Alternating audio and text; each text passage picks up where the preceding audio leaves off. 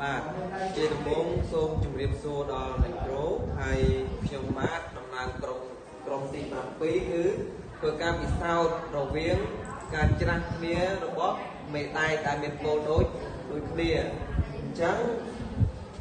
ខ្ញុំសូមធ្វើការបង្ហាញនៃការពិសោធន៍តែម្ដងបាទនេះគឺជាមេដៃមានមេដៃ2ហើយនេះគឺគោលដូចគ្នា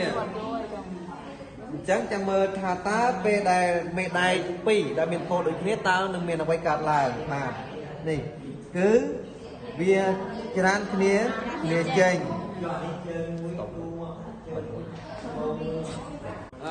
បន្តអំពីប្រធានបទទី1គឺការច្រាស់គ្នារវាងពលមេដៃឥឡូវយើងចូលដល់ប្រធានបទទី2គឺការយកពល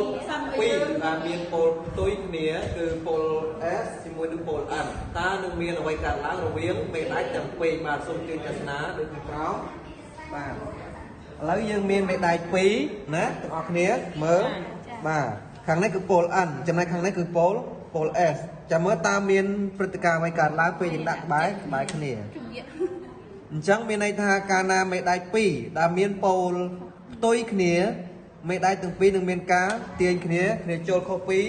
ប្រធានបទតម្បាញមិញដែលមានពលដូចគ្នាគឺវាច្រាស់គ្នា